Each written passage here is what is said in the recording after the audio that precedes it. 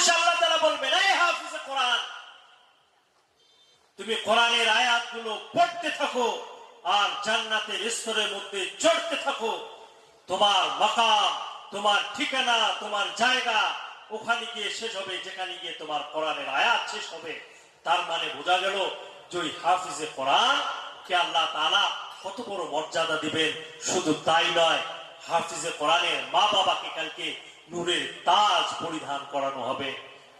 এমন নূরের তাজ পরিধান করানো হবে যে তাদেরকে এমন জায়গায় বসানো হবে, ওই এলাকার মানুষ, ওই গ্রামের মানুষ থেকে তারা তাজ্জুব হয়ে যাবে, তারা অবাক হয়ে যাবে যে এদের এত বড় স্থান আল্লাহ তাআলা কেমন করে দিল, কেমন করে আতা করলো এত বড় মর্যাদা।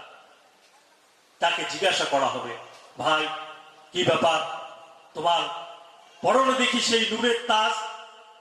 সে তখন বলবে, ভাই তুমি তো জানো আমি আমার মায়া মহব্বত সবকিছু ত্যাগ করে আমার ছেলেকে হাফিজে কোরআন তৈরি করেছি, যার দরুন আজকে আল্লাহ তাআলা আমাকে এত বড় মর্যাদা দান